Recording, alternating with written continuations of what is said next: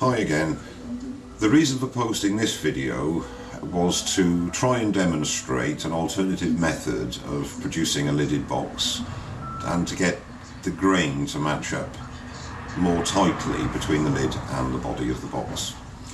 In hindsight, choosing Spalted Beech as I did to do this demonstration possibly wasn't the best wood. Because of the erratic nature of the spalting in the wood, it is not as linear as a tighter grained wood that would have demonstrated what I was trying to achieve a little better. However, the box turned out quite nicely, so I'm going to post the video anyhow. The first thing we're going to do is to true up the blank. Using a 1 1/4 inch spindle roughing gouge, bring down your work to a cylinder, remembering to move the tool rest nearer the work as a gap develops.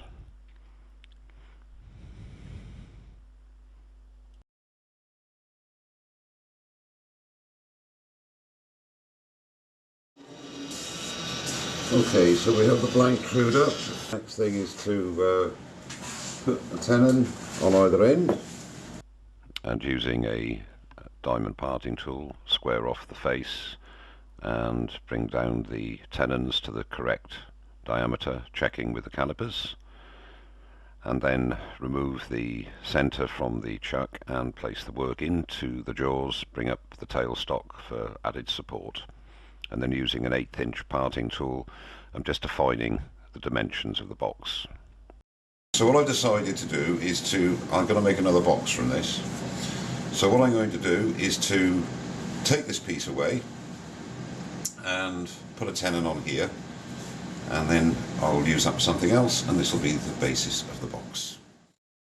Taking an 1/8 inch parting tool, define the internal dimension of the box, and then increasing the speed to around 1800 revs, using a 3/8 spindle gouge, hollow out the inside of the lid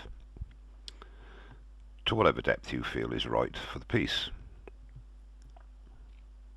And in a second I shall be using a square end scraper to define the recess into which the tenon on the main body of the box will slip, and then take a bit more from the inside, and then the rest, I'll turn the rest round now to the outside and just define a little bit of the shape, the basic shape of the lid, again with the 3/8 spindle gouge, and one more pass, as we all do, take a little bit more from the inside.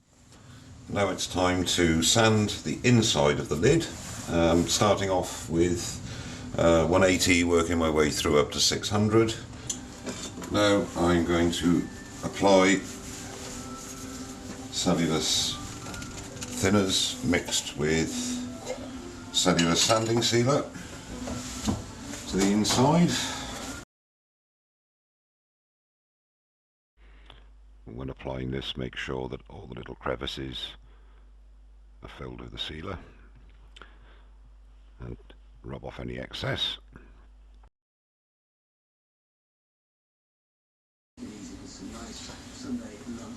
And now I've put a second coat of sanding sealer and sanding thinners mix on, and I've cut that back, and now I'm going to apply the wax with wire wool, the first coat of wax. And then after buffing up the first coat, I apply a second coat with paper towel and buff that until the desired shine. That's the inside of the lid finished now. I'm just going to part it off, and then we can make a start on the body. So put the body into the chuck, put the tenon, define the internal dimensions. I always do with an 1/8 inch parting tool to give me an idea of what the inside is going to be, and then start to hollow out the inside. I turn the speed up to about 1800 revs. I'm currently using a 3/8 spindle gouge, but as you will see later, the overhang is a bit much for the depth of the box from the tool rest, so I will turn to a bowl gouge.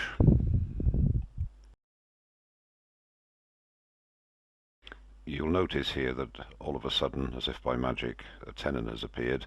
The camera was on pause when I produced the tenon with a diamond parting tool. I'm now going to change over to a bowl gouge because the distance over the rest is getting a bit long to finish off the inside.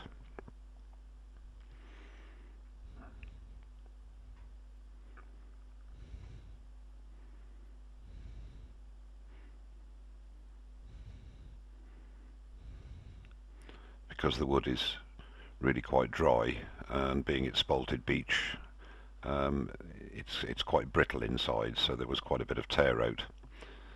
So as you'll see in a couple of seconds, I take a small bowl scraper to attempt to smooth the surface inside the box, and it comes out quite well at the end.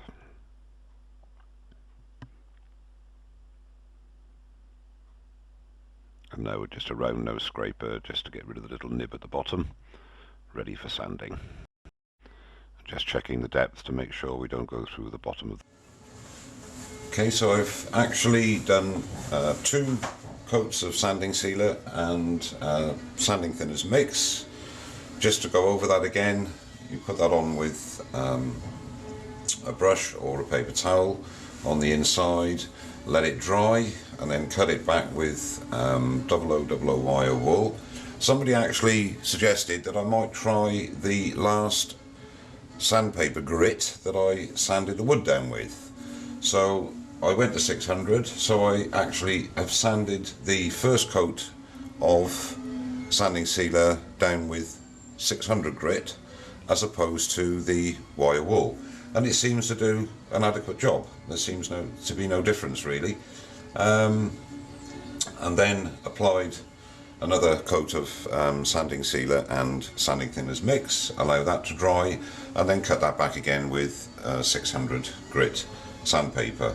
On this occasion I have then put 1 coat of wax on, and I applied that with wire wool and I've buffed that up. So now I'm going to put a second coat of wax on with a paper towel. And just put the wax on and buff it until you get the desired shine, and finish off with a clean paper towel, and that is the inside of the box finished. The next thing to do is to fit the lid onto the body, and you will see here, he says hopefully, the body's got to come down a little bit to fit, but the grain matchup is pretty good, and when that is reduced down then it should be pretty accurate. But with spalting is quite an irregular pattern anyway, so it's not going to be exact, but it does show that this method is a little bit more accurate with lining up than doing it the way I did it in my previous video. Okay, so I'll come back to you when I've set this up. A little bit of paper towel is necessary there just to make this a nice tight fit, and then I will take the box down level with the lid.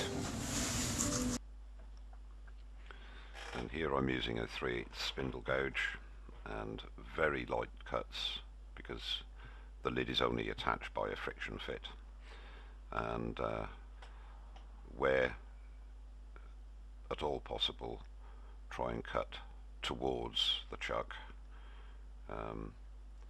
to reduce the risk of the lid flying off.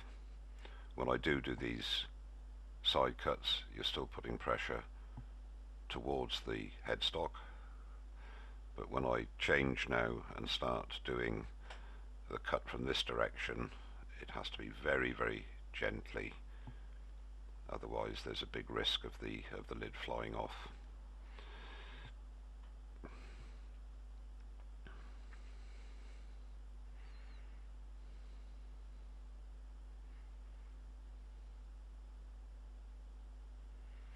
And that's the lid finished. And now to bring the body of the box down flush with the lid, making sure that the lid's on tight, and 2 passes with 3/8 spindle gouge should get the desired result.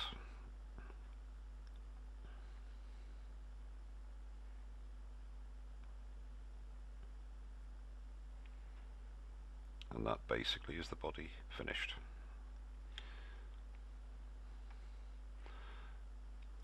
I've decided then to put a little detail on the lid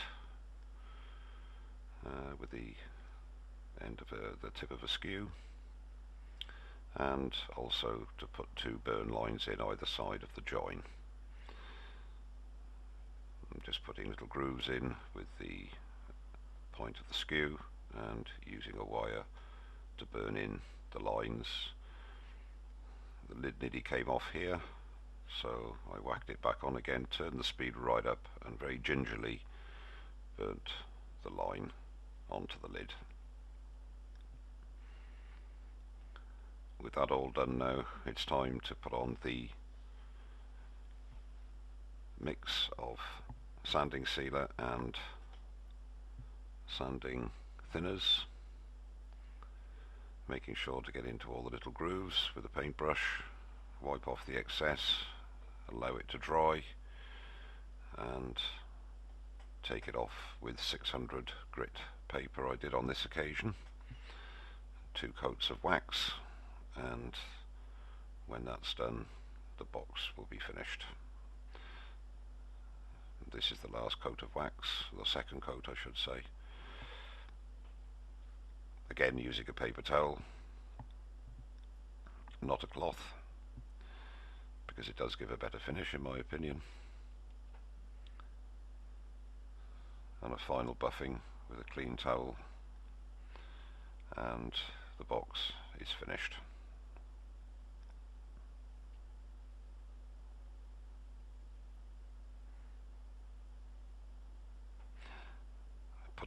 Made a jam chuck to put the body of the box on so that I can clean the base. Clean the base up, sand it, and then put the wax on, buff it up, and the job is then finished.